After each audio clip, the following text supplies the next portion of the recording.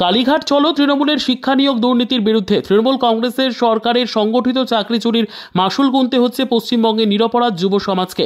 ভারতীয় জনতা যুব মোর্চার ডাকে কালীঘাট চলো প্রতিবাদ কর্মসূচি। আমরা যোগ্য তাদের যাতে আমাদের পুনরায় আমাদের চাকরিতে বহাল রাখে, অযোগ্যদের বাতিল করে, এবং তার ফলেই কিন্তু আজকে যোগ্য অযোগ্যকে মেশানোর ফলেই সুপ্রিম কোর্ট আমাদের প্যানেলটা বাতিল করলো।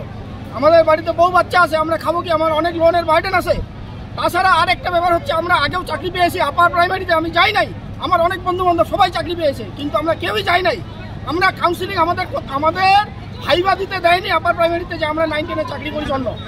তাহলে একটা চাকরি ছেড়ে এখানে এসছে, অথচ সেই বন্ধু বান্ধব অনেকে আজকে আপার প্রাইমারিতে চাকরি করছে। তো আমরা এখন কি করব? এই শিক্ষায় শিক্ষিত হচ্ছি, এই শিক্ষক সমাজ আমরা এই শিক্ষা দেব। মুখ্যমন্ত্রীর এই বিচার সুবিচার হলো। Bureau report, PB news. Sun hospital, এখানে যে কোনো রকমের চিকিৎসার বিশ্বস্ত প্রতিষ্ঠান।